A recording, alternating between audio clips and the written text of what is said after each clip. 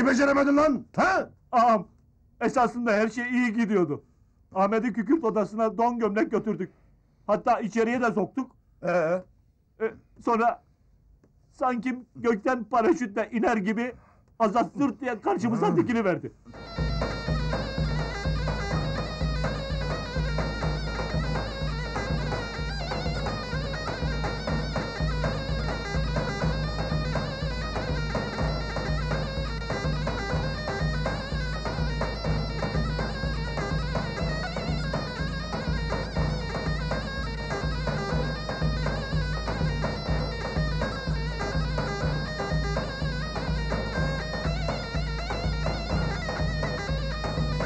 Ahmet bizim hakkımızdaki bilgileri birilerine verirse Reyhan sayesinde hemen karşı taarruza geçeriz.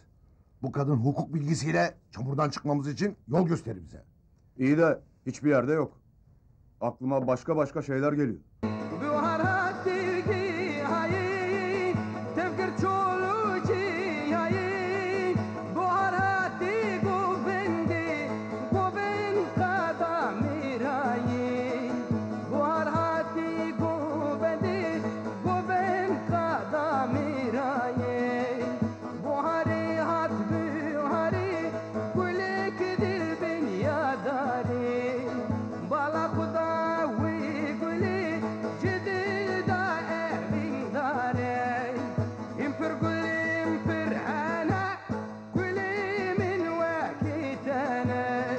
Bitireyim işini ağam.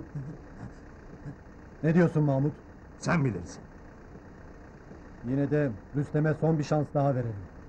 Yıllardır yanımdasın. Horozcuoğullarına bu ihaneti nasıl yaparsın? Bizimle oynadığı oyunu bu sefer Azat'la oynasın. Pekala. Ne diyorsun Rüstem? Ne diyorsun var mı ağam? Azat'ın işini bitirmek benim boynumun borcu. Beritan çadırına istediğimiz zaman gelin gelir. Ama Hazal'ın yerini dolduracak, çocuklarımıza analık edecek, yüzümüzü güldürecek bir gelin lazım. Dedim ya, aha sorun soruşturun. Ben sıramı Yusuf'a vermişim. Yusuf'u da oldu bittiye getirmemek lazım.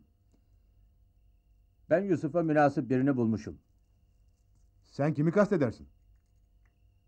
Direjan'dan Zozan. Azad'ın bacısı Zozan. Olur mu dersin? Kısmetse niye olmasın Beritan? Vallahi ben bu konuyu Azad'a açamam. Aha siz, aha Direjan. Anlat hele. Nedir bu gözyaşlarının sebebi? Yoktur bir şey ağam. Sebepsiz yere senin güzel gözlerinde boş yere yaş dökülmez. Arafat'ı özlemişim. Oğlumun hasreti gün be gün büyümekte. Sana özleme diyemem. Ama bil ki onu gurbete göndermemiz geleceği içindir. Hem Arafat sonuna kadar okumalı Zozan. Okumalı ki bizlerin düştüğü hataya düşmesin. Beritan çok uzaktır Azat. Bu araba Zozan içindir. Zozan'ı kendisine bırak Azat. Beritan ocağını tekrar yakacak, rahmetli Hazal'ın yerini dolduracak bir gelin istemek için buradayız. Beritan sırasını kardeşi Yusuf'a vermiştir. Uygun görürseniz Allah'ın emri, peygamberin kavliyle oğlumuz Yusuf'a gelininiz Zozan'ı istemeye geldik. Ben bacımı tanırım. Ben bacımı bilirim. Benim bacımdan güzel bir gelin var mıdır Direjan'da? Ama etrafta söylentiler vardır. Bu söylentiler dedikodu gitmesin. Ya bıçak gibi kesip atacağız, ya da burada açık açık cevap vereceğiz. Ben seni düşündüğümde bizzat bana ağır ve zor gelen düşüncelerimi sana aktaracağım. Bu söylentilere benim en yakın arkadaşım Beritan ailesi de katılmıştır. Bunlara cevap vermek benim için zordur. Herkes kapımıza gelebilir ve gelecektir de. Dedim ya, ya burada bu kapıyı kapatmalıyız ya da açık bırakmalıyız. Yaşın genç. Sana illa amcamın evini bekle diyemem.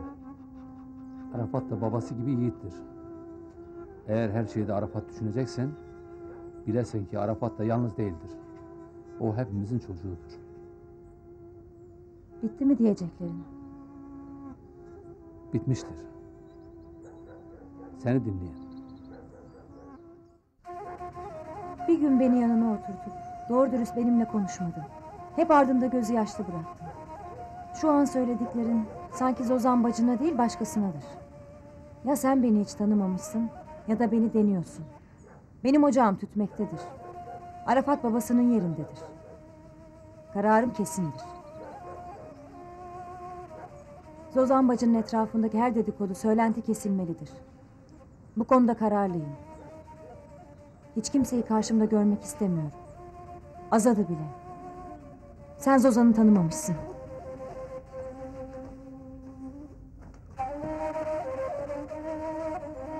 Benim yiğit bacım. Ben bacımı tanımaz mıyım?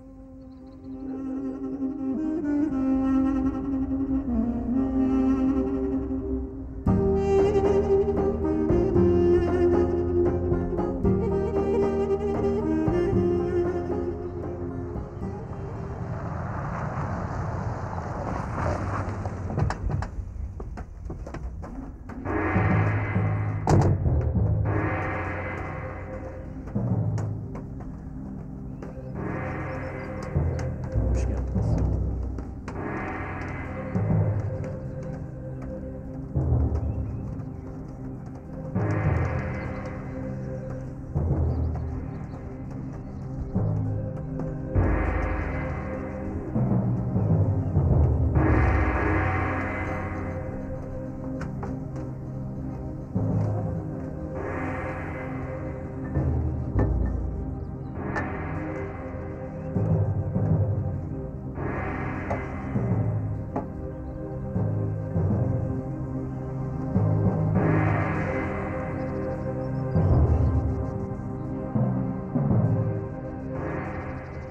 Verdiğin sözü unutmadın değil mi?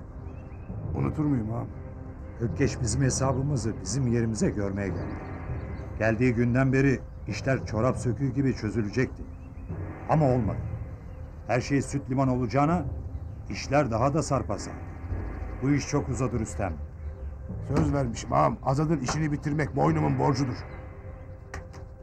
Lafla peynir gemisi yürümüyor Rüstem. Azad'ın sırası sana gelmeyebilir. Şimdi beni iyi dinle. Unutma, son şansın. Geçmişi unutturmak da sana bağlı. Sen ne dersen o olur ağam. Göreceğiz.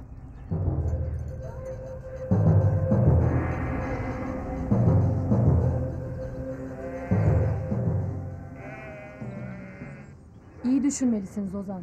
Ne kendini, ne Azad'ı, ne Alişir'i zor durumda bırakma. Kararını kendin vermelisin. Eğer ileride bu evden çıkacaksan, Beritan Drejan'a uzak olduğu kadar yakındır. Hem Beritan Azad'ın yakın arkadaşıdır. Yusuf da onlar gibidir. Gençtir, yiğittir. Gördün mü Helin? Bize yol gösterecek, akıl verecek. Zeyno'dur diyordum. Ama yanılmışım. Ne çabuk benden bıktınız. Ben evimdeyim. Zeyno'ya kırılma. Zeyno'yu da kırma. Kendin karar verirsin diye söyle. Hem senden bıkan kim? Benim bu eve gelin gelmemde bile senin payın var. İnanırım ki Azat da benim gibi düşünür. Bu istemeler, bu dedikodular Azat'ı üzer. Bedon'un da Hacı Ali'nin de kemiklerini sızlatır. Benim evimin erkeği oğlum Arafat'tır. Bu böyle bilinir.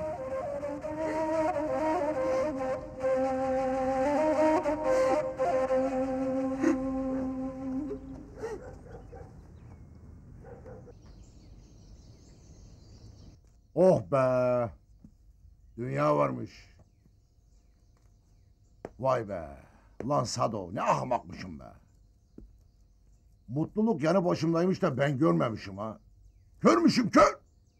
Ben bunu her zaman anlatmaya çalıştım abi sana. Ama dinlemedin ki.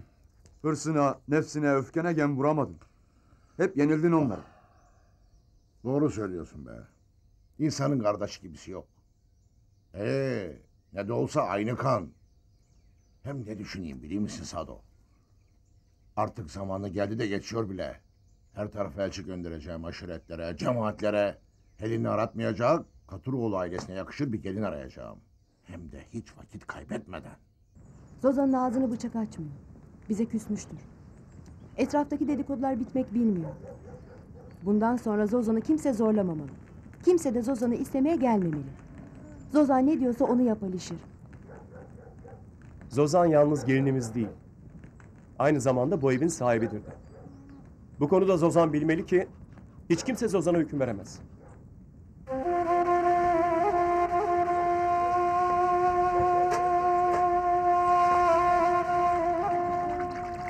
Bak Sozan, artık yüzünü asık görmek istemiyorum. Bu çadırın, bu evin sahibisin. Sen ne dersen o olur. Artık kimse bu konuda eve gelmeyecek.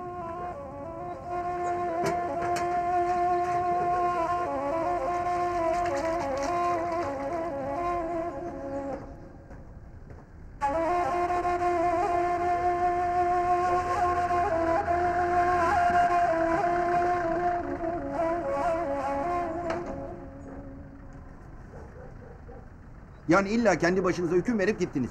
Nerede Turan emmi? Turan emmiyi şerhe bıraktım.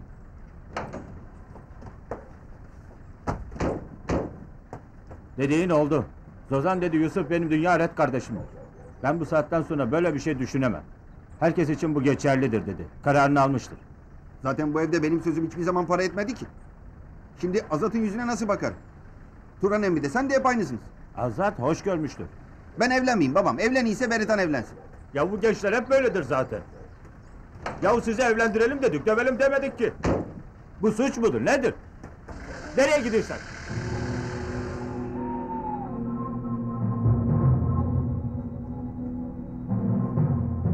Azat ağamın yanımıza gelip gidin bu işi halledin diyecek hali yok ya. Ne de olsa Beritan en yakın arkadaşı, dava omuzdaşıdır. Bunu bizim akıl etmemizi ve gereken kişinin haddini bizim bildirmemizi bekler. Bu da bizim Azat ağaya olan borcumuzdur. Doğru söylersin İbrahim. Bu iş bize düşer.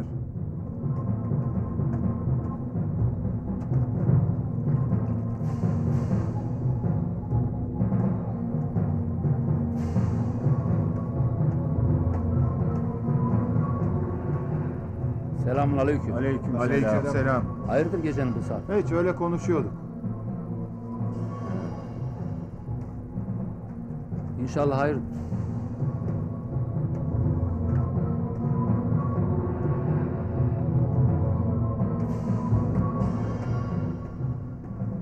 Azat! Azat! Azat! Hacı Ali Hakk'ın rahmetine kavuştu. Bazıları meydanı boş sanır. Drejan'ı daha fazla başsız bırakma Azat! Daha fazla başsız bırakma! Niye böyle konuşursun Zine? Bazıları kendi başlarına hesap sorma peşindeler Azat. Buna meydan verme! Kimi kastediyorsun Zine? Kim kimden hesap soracak? Bak Zine. İyi bilesin ki Drejan başıboş değildir. Her şeyi kafana takma. Hele sen git rahat uyu.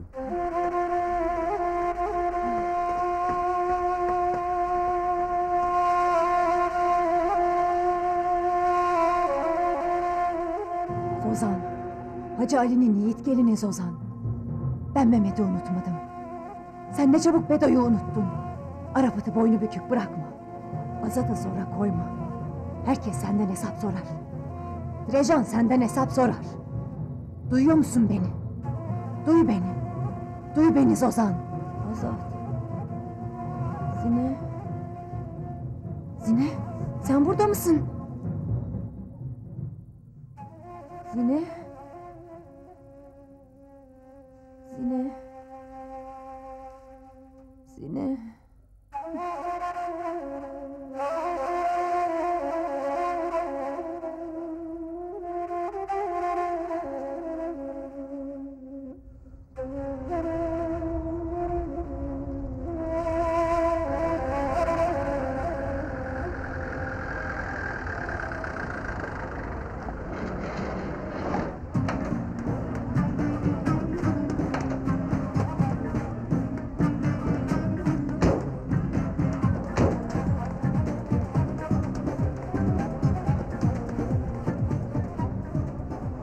Arkadaşlar akşama görüşürüz, tamam mı? Tamam, görüşürüz. Görüşürüz.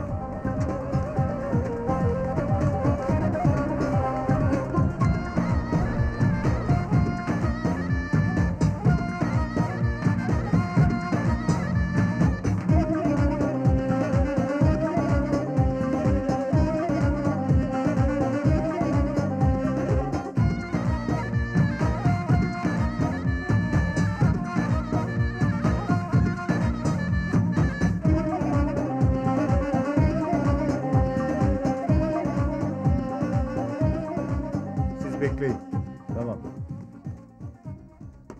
Selamun aleyküm. Aleykümselam. Yusuf yok mu? Yukarıda. Çağrıver bir zahmet. Yusuf, misafirin var. Oo İbrahim hoş geldin. Hangi rüzgar attı böyle? Az biraz konuşak Yusuf. İyi ya otur şöyle konuşak. Burada olmaz. Dışarıda bir yere gidelim. İyi gidek. Ben de gelem senden. Merak etme ben çabuk dönerim. Hadi.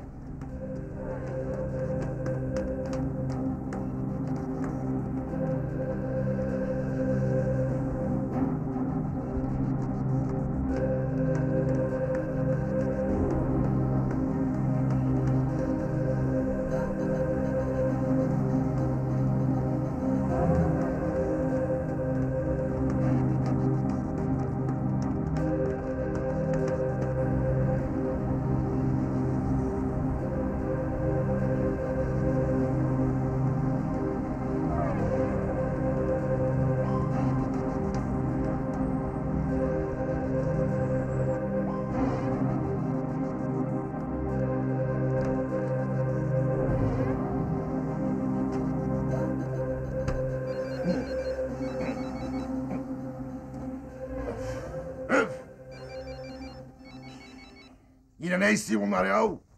Aman be. Alo. Hiçbir uyarımızı ciddiye almıyorsun Şenol. Hı? Anlayamadım efendim. Hangi uyarı olduğunu pek çıkaramadım. Artık sabrımız taşıyor. Bize ihtiyacın olmadığını düşündüğün için başına buyruk yaşamaya başladın. Unutma ki bulunduğun yere bizim sayemizde geldin. Seni nasıl oralara çıkardıysak indirmesini de biliriz. Benim için yaptıklarınızı inkar edemem efendim. Fakat siz de şunu bilin ki yaptıklarınızın karşılığını benden hizmet olarak fazlasıyla aldınız.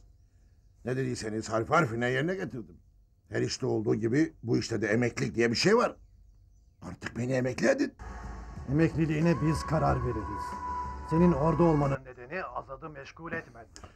Ama sen ne yapıyorsun? Onu kendi haline bırakıyorsun. Bu olmaz. Azat seninle meşgul olsun ki bizim için büyük tehlike olan daha önemli sorunları fark edemesin. Fark ederse onu bir kez daha tutmamız mümkün olmayabilir. Daha büyük sorun dediğiniz şeyin ne olduğunu söylerseniz belki işinizi kolaylaştırırım. Daha fazla soru sormamanı tavsiye ederim. Unutma ki ne kadar çok şey bilirsen hayatın o kadar tehlikeye girer.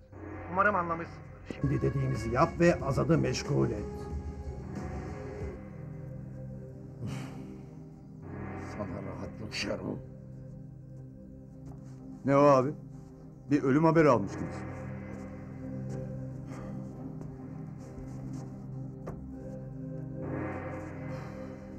Bunlar Azat'tan korkuyorsun diyorlar.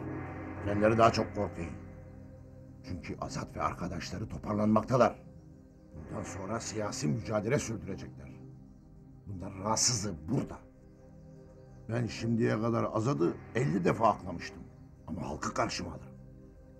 Çünkü Azat bir halk adamı. Halkın içine girmişken halkı karşıma almayacağımı bilirler. Tamam. Azat ölmesin ama güçlenmesin de. Ne demek şimdi bu? Sen anlamazsın. Ne oluyor abi? Azat'ı öldürmeyeceğiz ama rahat da bırakmayacağız. Nasıl yani?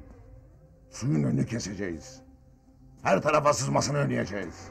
Yalnız başına divane gibi dolansın dursun. Bunları konuşmuştuk. Azat'la uğraşmak yok. Söz vermiştin abi. O dünkü sözlü. Bugün başka gün. Kusura bakma ben yokum. Ne demek? Ben varsam mecburen sen de varsın.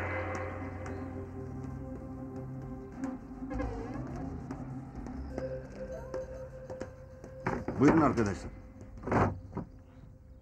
Otursanıza niye oturmuyorsunuz?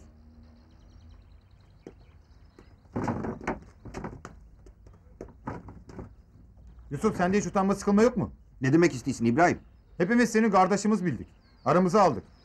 Düğünümüzde de kavgamızda da beraber saf tuttuk. Halayı da silahı da omuz omuza çektik. Ya sen ne yaptın Yusuf? Ne yaptın?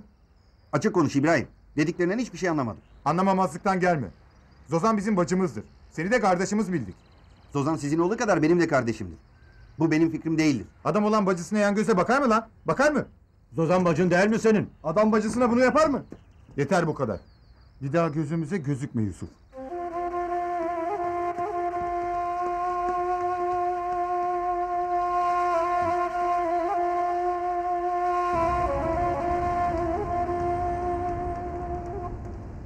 sana gerek yok demiştim. Bebeğim ve senin sağlığının iyi olduğunu bir de doktordan duymak istedim Helin. Ne var bunda?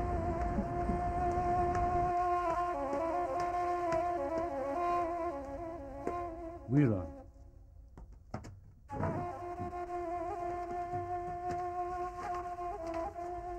Yusuf nerelerde? Ağam iyi ki geldin. Birileri alıp onu götürdü. Nasıl götürdü? Vallahi anlamamışız. Hayırlı değildi pek. Biraz konuşak deyip alıp götürdüler. Ben onu bulurum.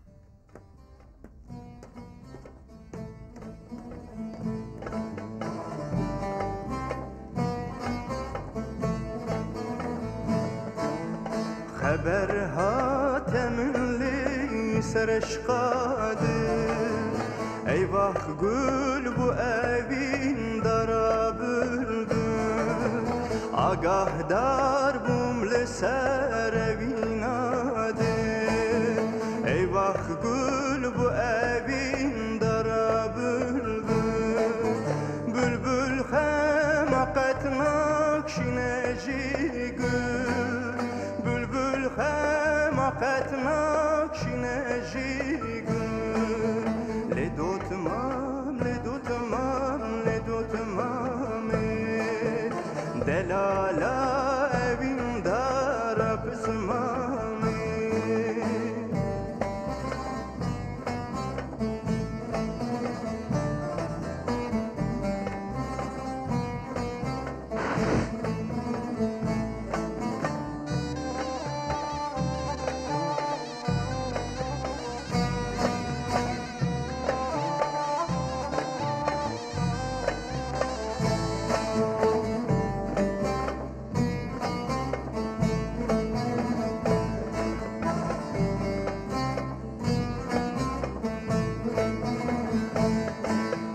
Dotman dai kamet evniştemane Dikiri u digazil berdestane Dotman dai kamet evniştemane Dikiri u digazil Haklılar. Ne deseler haklılar. Bu işe neden engel olmadım sanki?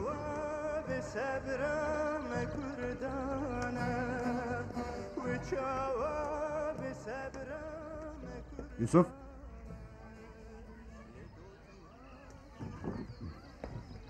Kimdi gelenler? Kimdi gelenler dedim. Önemli değil abi. O yüzden mi böyle perişan haldesin? Gelenler kimdi ve ne söyledi Yusuf? Dur ben söyleyeyim. Zozan'ı sana istedik diye hesap sormaya geldiler değil mi? Sormasınlar mı? Böyle bir hatayı nasıl ettik? Ben bundan sonra Zozan'a nasıl bakarım? Azat'ın yanına nasıl giderim? Bunları duymamış olayım. İşin içinde yanlış olsaydı ben müsaade eder miydim? Yapılan yolunda yordamında yapılmıştır. Süleyman 3 kişi olduklarını söyledi. Biri İbrahim, ötekiler kimdi? Ne yapacaksın kim olduklarını? Uzatma da söyle. Biri de Yunus'tur.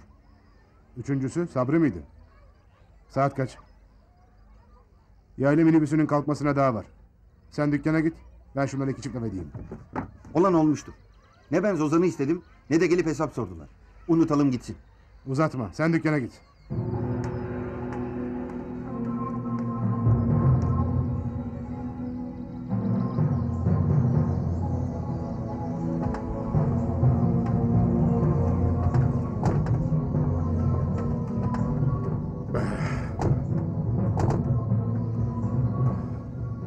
Zeyn maşallah bulup bana gönder. Emin olur Çardak'tayım.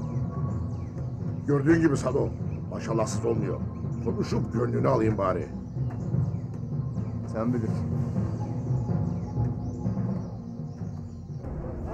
Uyarmamız iyi oldu kardeş. Bu gerekli. Beritan ağa geliyor. Selamünaleyküm. Aleykümselam. Selamünaleyküm. Aleykümselam abi. Aleykümselam. İbrahim, Yunus, Sabri hele biraz gelin. Neler oluyor? Onlarla bir işim var Alişir. Bizim yok Beritan ağa. İsterseniz ağzıma geldi burada söyleyeyim. Elin bacının yanında ha? Sen minibüsü beklet Alişir kardeş. Kusura kalmayın. Hadi gelin. Öyle gider.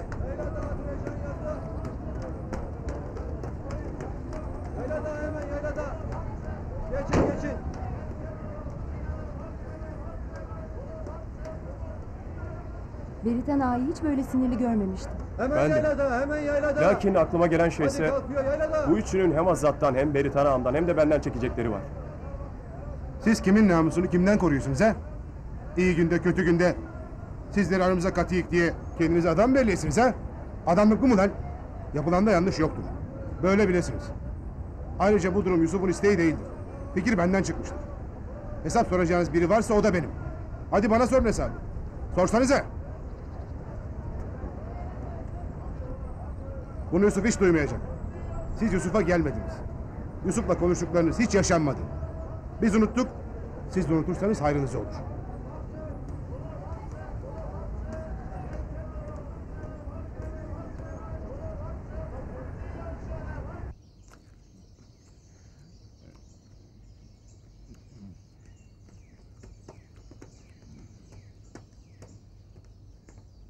Beni çağır mısın ağam? Gel otur maşallah. Oturayım mı? Otur tabii, geç şöyle. Hiç olur mu ağam?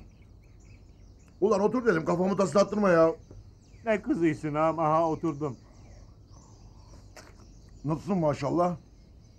İyiyim işte, yuvarlanıp gideyim ağam. İnşallah işimden alıkoymadım. Haşa ağam, o nasıl söz? Seyit çağırdığında banyoya girecektim. Çimecektim üstünüze afiyet. Bak ne diyeceğim. Ne diyeceksin ağam? Şöyle hamama gitsek de Kimseka, ne dersin? Hamama mı? He ya, hamama. Hem dertleşirik biraz. Bundan sonra neler edebilirik onu konuşuruz. Yani eski işime geri mi döndüreysin beni ağam? Bu kadar tatil yeter değil mi ya? Ağanın sağ koluna daha fazla tatil yakışmaz. Hadi gidelim. Sağ kolumu. Aha geldi mi ağam, bekleyesin.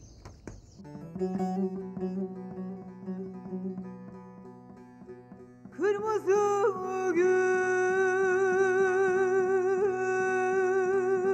güller açarken Şeyda bülbül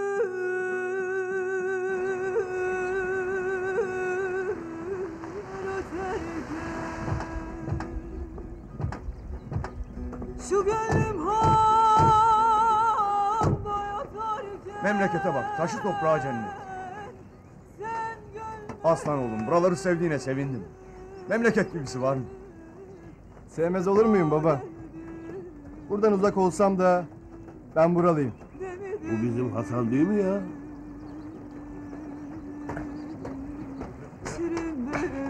Evet dedim, evet o. Duyan da der ki sanki Ali bizim çocuğumuz değil. Vallahi içime doğmuştu. Cebrail dede de burada. Nasıl bildin baba? Vallahi Cebrail dedi. Bunlar kim? Almancı Hasan'la çocukları. Gelir geçer Selamun aleyküm. Selam. Nasılsın dedem? Hoş gelmişsiniz. Hoş bulduk. Hoş Ver elini geldin. öpeyim de. Hoş bulduk. Hoş geldin. Sağ olasın. Hoş bulduk. Hoş geldin. Ben sizi bu sene gelmeyeceksiniz zannettim. Nasıl gelme? Kim Bu bunlar? oğlum Ali, bu da Veli. O kadar büyüdü bunlar ya. Maşallah maşallah Öpeyim dedi. maşallah. Geç bakalım. Hadi. Selamünaleyküm. Hoş bulduk. Hoş bulduk. Hoş bulduk. Hoş bulduk. Merhaba, hoş geldin. Sağ olasın. Hoş bulduk. Merhaba. Hoş bulduk. Tekrar hoş geldiniz. Hoş bulduk. Sefalar getirdin. Hoş bulduk. Sağ ol.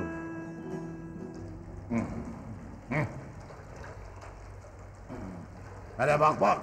Vur iftiralara bak. Azat güya tel örgülere beni vurmaya gelmiş de, beni bağışlamış da. Bak hele bak, yalana bak.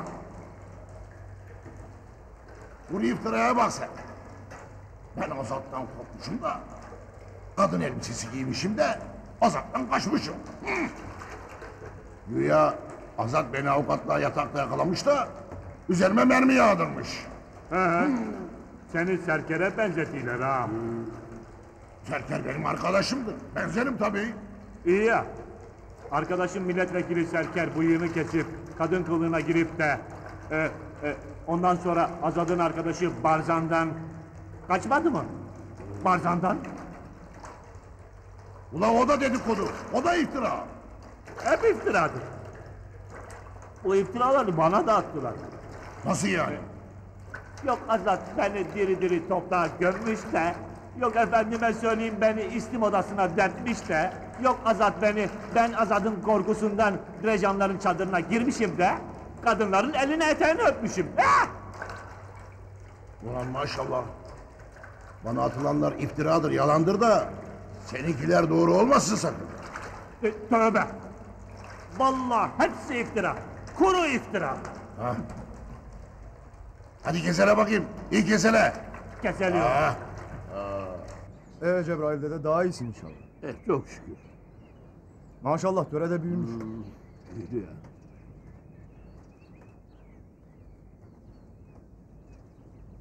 Töre kızım, Hasan amcanı tanımadın mı? Tanımaz mıyım baba? Hoş geldiniz Hasan Hoş amca. bulduk. Hoş geldiniz. Hoş bulduk. Hoş geldiniz. Hoş bulduk. Hasan, memlekete kesin dönüş ne zaman? Canım gidiyor Cebrail dede. Çocuklarım okullarını bitirdiler. Buyurun. Şimdi memlekette hizmet versinler diye düşünüyorum. İnşallah burada baş göz edersek dediğin olacak. Kesin dönüş yapacağız. Çok iyi düşünmüşsün Hasan. Gençler memlekete hizmet etmeli. Sağ olasın. Memlekette genç kalmadı. Okuyan gidiyor, okuyan gidiyor. Ha.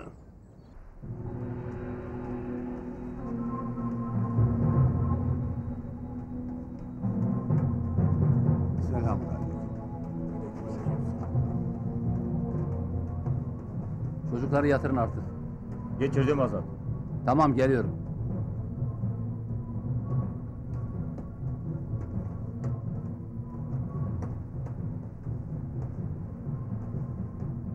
Oo ağalara bak. Çağırdım halde niye gelmiyorsunuz? Sen Sabri aklı başına bir adamsın. Hem kendi başınıza buyruksunuz. Ne akla elin adamı rahatsız edersiniz? Ya sen Yunus? Ne zaman büyüdün lan? Eğer bir evde gelin olacak yaşta bir kız veyahut da bir dul kadın varsa herkes gelecektir. Bu dünyanın kanunudur. Ama Azat. Aması maması yok. Böyle hatalar telafi edilmez. Ya sen Sabri! Ya sen! Şimdi de gidebilirsin, hadi yürü! Yunus! Gel lan buraya! Nereye gitsin? Yürü!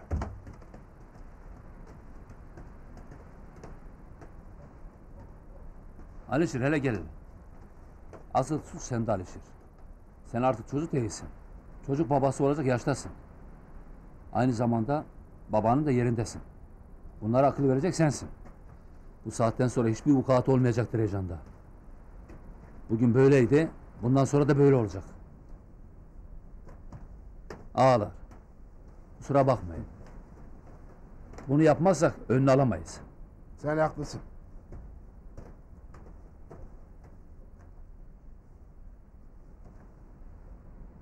Beni hoş görün. Belki yaşça büyük olabilirim. Ama henüz babamın yerini aratmayacak kadar büyümedim. Yanlış bir hareketim, davranışım, öfkem babamın kemiklerini sızlatır. Babamın yerini alacak kadar hazırlıklı değilim. Ben derim ki Alişir hem okumuş hem de daha da okumaya müsait bir kişiliğe sahip. Eğer nefsimize hakim olacaksak Alişir'i okutup yetiştirip babamın döşeğine oturtmalıyım. Ben buna itiraz ediyorum. Ramo kardeşi Alişir'e fedakarlık yapmaktadır. Zaman fedakarlık zamanı değildir. Hele zaman Alişir'in okuyup büyüme zamanı da değildir. Dostumuz var, düşmanımız var. Cemal oğlum, aileye ikilik koyma. Yeri gelince Ramo'ya deli dersiniz. Ama gördüm ki Ramo hepinizden akıllı. Benim korkum Ramo'ydu. İkilik yaratır diyeydim. Ama yanılmışım. Gördün mü deli adamı? Akıllı dediğin deli olur. Ramon'un alnından öpüyorum. Ben bütün yaylaları, çadırları bir dolaştım. Tek sesimiz Azat başa geçmek istemiyorsa Alişir başa geçmeye uygundur. Söylenen budur. Yaşça konuşmak haddim değildir. Alişir benden de küçüktür. Biz gençlerin de gönlü Alişir'den yanadır. Azat ne der bilemem. Azat'ın düşüncesi Drejan için daha önemlidir. Azat kendi başına bugüne kadar buyruk olmadı ki. Bundan sonra da buyruk olsun. Çoğunluk neredeyse Azat orada. Gördüm ki yanlışla doğruyu, güzelle çirkini, iyi ile kötüyü, kısacası arpayla buğdayı birbirinden ayırmışsak, nefsimize hakim olduğumuzun bir işaretidir. İşte Ramo kardeşimiz, nefsine hakim olmuştur. Takdir etmek lazım. Alişir akıllıdır. Ben Alişir Drejan. Drejan bilsin ki Drejan'ın geleceği de geçmişi gibi aydınlık olacaktır. Hacı Ali Drejan nasıl ki atalarını aratmamışsa ben de babam Hacı Ali Drejan'ı aratmayacağıma huzurunuzda söz veriyorum. Dostlarımız da düşmanlarımız da bilsin ki her zaman haklı olan kazanır. Bizi yerimizden, yurdumuzdan silmek isteyenler gördüler ki biz yine galip olduk. Kendileri yine mağlup oldular. Artık suskunluğunu istemeyek Azat abi. Bak Alişir, şu anki sorunun altında seni hep böyle sabırlı, cesaretli, azimli görmek isterim. Ağzına çıkan her söz, her kelime bir daha geri dönmemeli. Yeri gelince dilsiz ol, yalancı olma. Bilesin ki öfke korkunç bir ateştir. Bastıramazsan yanar gidersin. Akıl gibi zenginlik, bilgisizlik gibi yoksulluk, edep gibi büyük miras, danışmak gibi büyük erdem olamaz. Unutma, dünyada 3 şey geri gelmez. Söylenen söz, sıkılan mermi, geçen ömür. Bak Alişir, Drejan yalnız bu yaylalarla sınırı değil. Hiç sınırı olmadı da. Şu an omuzladığın yükü taşımayabilirsin. Ama bilesin ki yine sana güç verecek Drejan aşiretidir.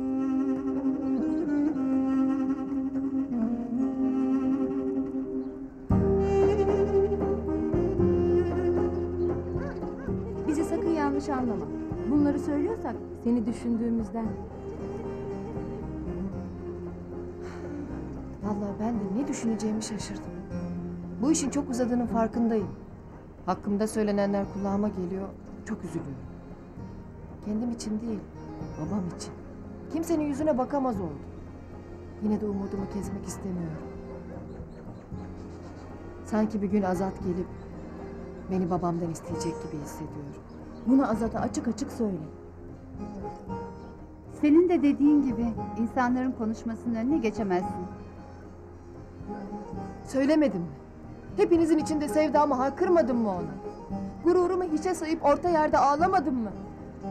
Kesin konuşman lazım Töre. Azat'a de ki ya gel beni iste ya da unut. Cevabından korkmasam bunu çoktan yapmıştım.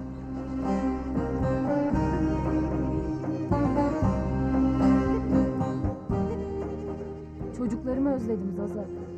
Çocuklarım ne zamana kadar boynu bükük kalacak? Endişelenme Zeynep. Başkan hastaneden taburcu olur olmaz çocukları ne yapıp buradaki bir yatılı okula aldıralım dedi. Ahan derken yayladan göçüyoruz. Burada Azad'ın çadırında misafirdik. Peki ya sonrası? Boşa zaman kaybedilsin Zaza. Böyle düşünme. Azad'ın çadırı nasıl bizim çadırımızsa köydeki evi de bizim evimizdir. Hem Azad bizimle beraber daha huzurludur. Zaza, seni Azat çağırıyor. Galiba şehre yolculuk var. Hemen geliyorum.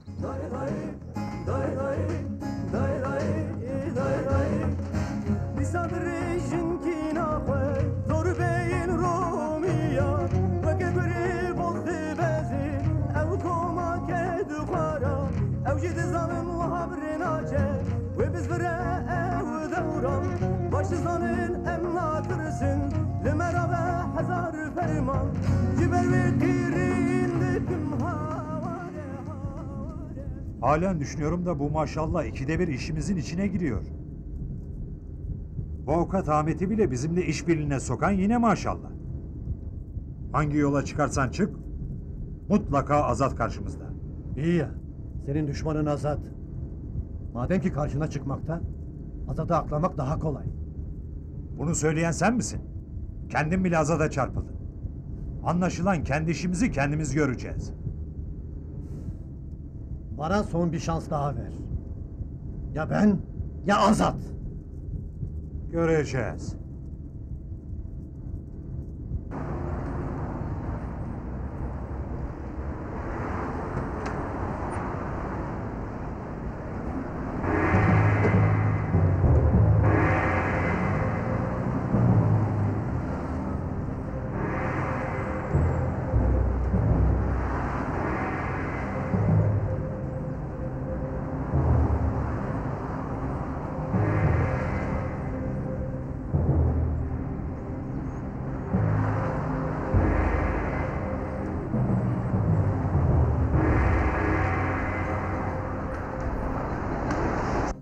Demek ki beni vuran it buralı değil. Başkan bu defter kapandı. Bir an önce iyileş. Esnaf köylü seni bekler. Ha öyle koltuk değneği taşımak da yok. Bir ay içinde koltuk değneğine gerek kalmayacak. Dediğiniz gibi iyiyim işte. Zaza yarına kadar burada. Yarın beraber hastanede çıkacaksınız. İtiraz istemem başkan. Ne yapıp Zaza'nın çocuklarını Diyarbakır'dan Malatya'daki yatılı bölge okuluna getirmek lazım. Hele sen burada çık. Gerisi kolay. Hadi Alişir. Tekrar geçmiş olsun Sağ ol. başkan. Yayladan bir isteğin var mı? Yok. Yaylada herkese selam söyle. İlk ziyaretim Drejan yaylalarına olacak. Başım üstüne. Güle güle. Ha Azat. Oğluma bir sözüm vardı.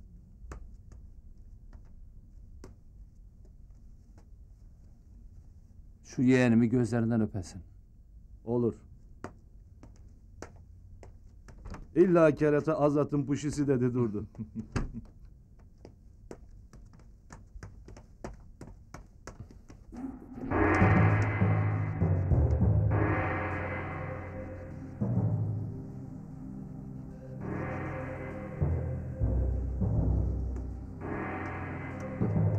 Ne oldu?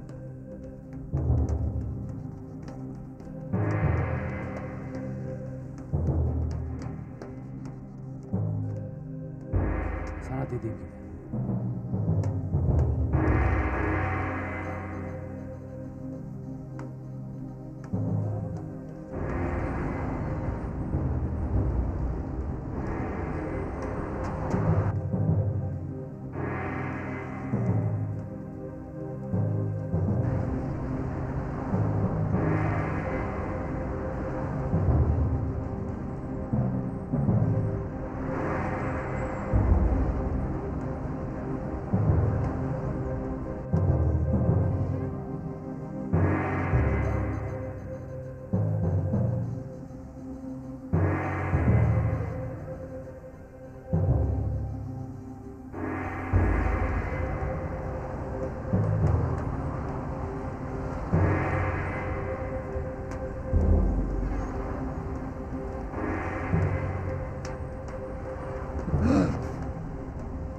Vurmaya kalktığın kişinin Azat olduğunu unuttun galiba.